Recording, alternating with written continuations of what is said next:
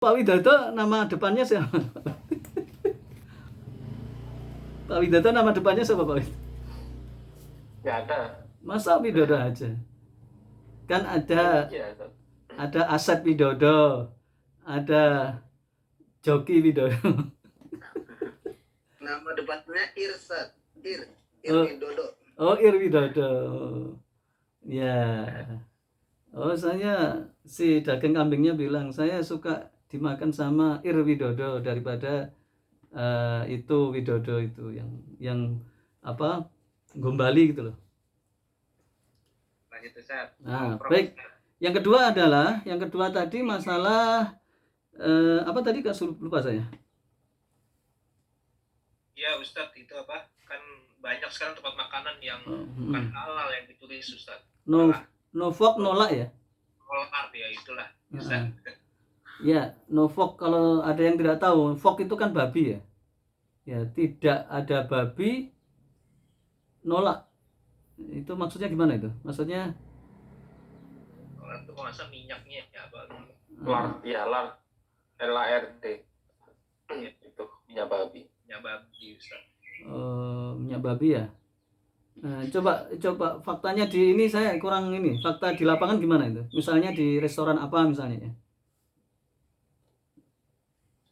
Sekarang makin banyak Ustadz. Jadi kalau kita lihat di pinggir jalan tuh bukan halal gitu ya. Kayaknya malu gitu Ustadz. Kalau termin halal. Jadi memang yang ditulis kayak gitu justru banyak orang yang datang gitu Ustadz. Gitu sih Ustadz. Artinya itu membolehkan tidak ada babi, tidak ada minyak babi, tidak jadi gitu ya? Maksudnya gitu? Nah, pertanyaan mungkin apakah dengan tulisan itu kita boleh memakannya nih Ustadz? Itu sih Ustadz. Pengertian tulisan itu maksudnya apa? Kalau boleh saya tanya, pengertian tulisan itu? Tidak ada kandungan babi, tidak ada kandungan minyak babi gitu. Kurang lebih seperti itu sih Ustadz. Tidak ada kandungan minyak babi dan tidak ada mengandung dagingnya babinya. Maaf kalau saya mungkin tafsirkan. Maksudnya gini, dijamin halal gitu lah paling. Nah, tapi nggak dijamin halal di situ, Pak. Iya. Oke, berarti paham. Oke, itu mungkin malu ya, mungkin bahasa barat ya. Ya, jadi begini, pertama memang masalah makanan ini penting banget ya.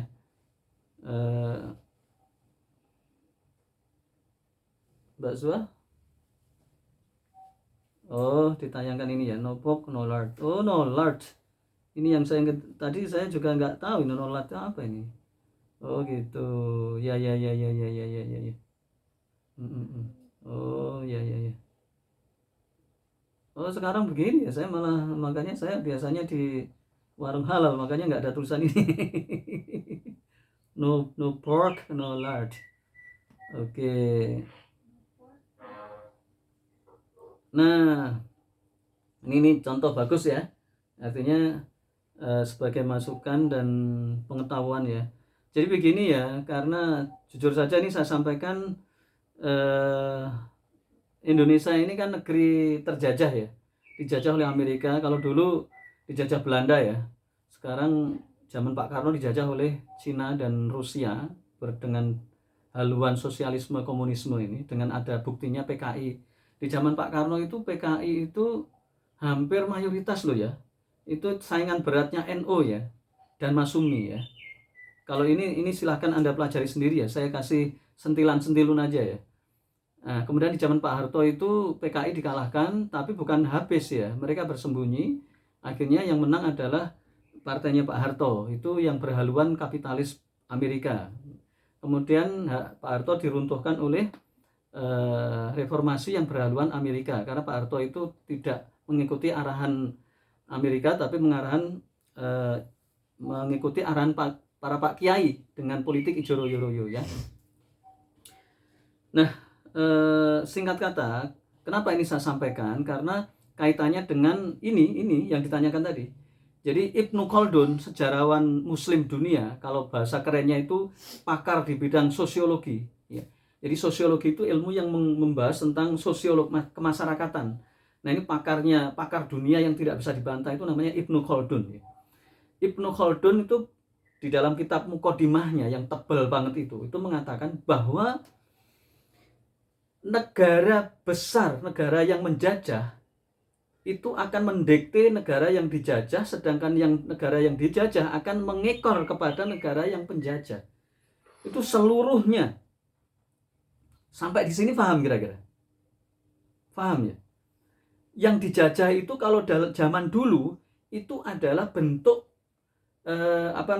kopi, bentuk ini sembako macam-macam itu, bukan sembako sih, teh macam-macam itu, kopi atau tembakau ya. Kalau sekarang yang dijajah itu mentalnya, namanya perang asimetris, mentalnya. Dan kenapa mental? Karena mental itu kena mentalnya, semua kena, hidupnya kena, bahkan imannya itu kena, gitu. Itu namanya perang asimetris. Perang asimetris itu perang non militer, perang brainwashing, cuci otak, sehingga dengan cuci otak ini menjadikan negara penjajah kayak Amerika, kayak Cina itu negara yang hebat. Wah, itu. Saya kasih contoh Amerika dulu deh, nanti Cina itu gampang. Nah, ketika zamannya Pak Harto itu menggulingkan Pak Karno dengan ideologi kapitalisme itu, semua berbau barat, ya kan? Mulai dari perusahaan-perusahaan raksasa dari barat itu masuk ke Indonesia menggarap. Nah, semuanya itu dengan istilah barat. Jadi kita ketahui, saya masih ingat ya, ketika saya kecil itu saya belajar bahasa Inggris itu lebih keren dari bahasa Arab. Ya kan? Untungnya saya itu di sanawiyah untungnya. Jadi dan untungnya lagi saya itu ngaji tiap pagi. Jadi bisa menetralisir, padahal saya itu orang bahasa Inggris. Jadi saya belajar bahasa Inggris itu dari SMP gitu ya.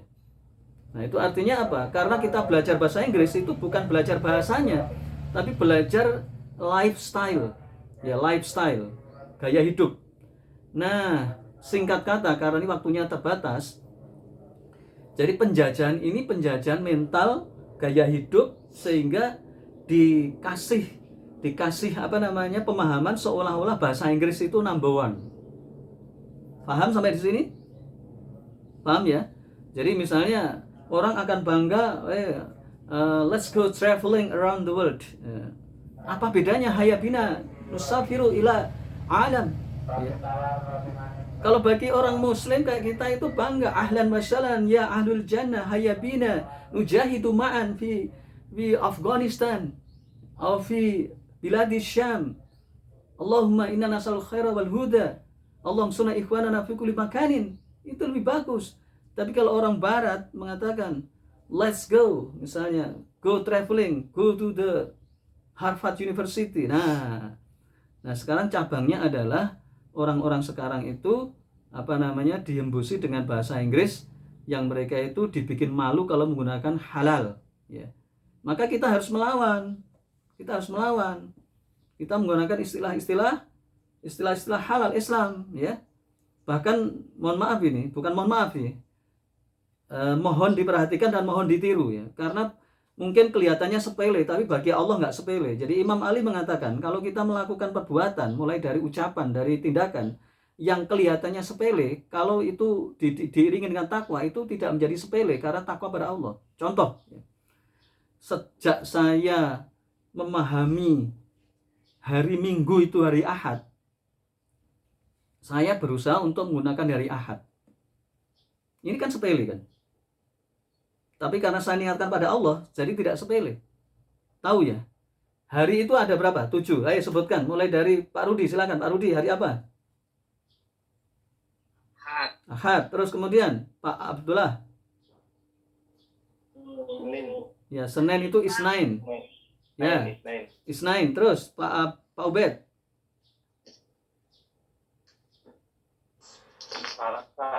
Sulasa atau Salasa. Ya, terus Pak Max habis ini. Saya baru tahu Rabu, Ustaz. Oke, baru apa? Arbi'a itu Rabu. Arbi'a itu Rabu ya.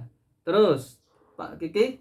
Khamis. Ya, Khamis. Ya, bagus. Terus Khamis kelima. Terus Jumat. Nah, Jum'ah. Nah, Jumat itu Jum'ah. Artinya apa sih Jumat itu?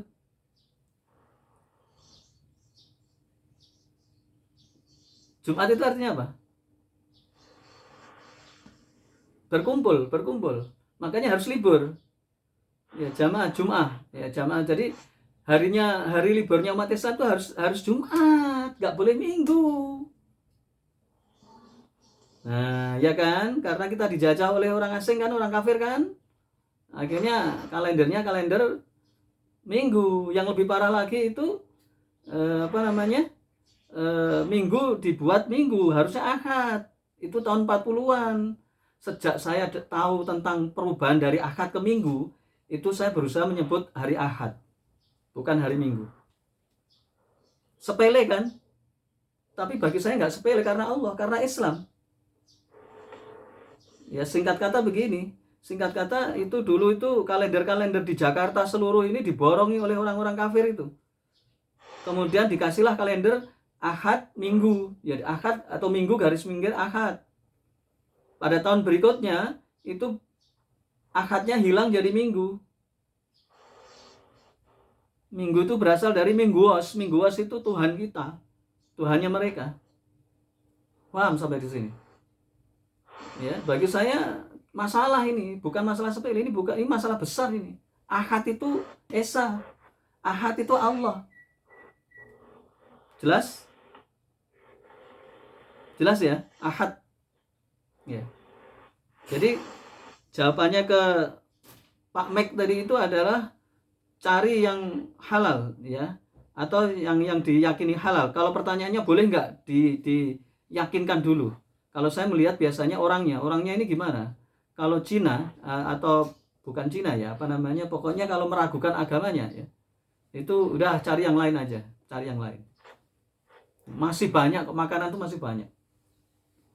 Nah, kalau kalian pengen jadi waliullah, jadi orang-orang wali Allah, maka carilah yang benar-benar sampai hakul yakin. Misalnya beli nasi kebulinya orang Kebembem. Nah, itu insya Allah hakul yakin. Nah, beli nasinya Kebembem. Nah, itu hakul yakin, orangnya baik itu. Hakul yakin. Di endorse. Nah. Endorse nih Maudin. Nah, ya. Kasih Sat, udah publikasiin Sat. Saya itu 3 bulan atau setengah tahun yang lalu itu gara-gara ini ya, itu saya pengen buat ayam potong karena melihat sekarang itu Masya Allah ini. Tapi belum jalan-jalan ini, saya bingung juga ya. Saya dulu pernah menjalankan itu meskipun sebentar ya. Saya punya kenalan di Depok itu menjual ayam dengan cara Islam. Ya, mau saya ajak kerjasama ini. Tapi karena proyek ini terlalu banyak, proyek membangun rumah tahfidz Quran, Jagakarsa Kebembem ini masih tertunda-tunda ini. Nggak tahu, bismillah ya. Baik, mungkin itu ya, karena waktunya sudah lewat. Jadi mudah-mudahan ada hikmah dan manfaatnya. Aku qouli hadza astaghfirullahaladzim innahu huwal ghafurur rahim. Assalamualaikum warahmatullahi wabarakatuh. Waalaikumsalam warahmatullahi wabarakatuh.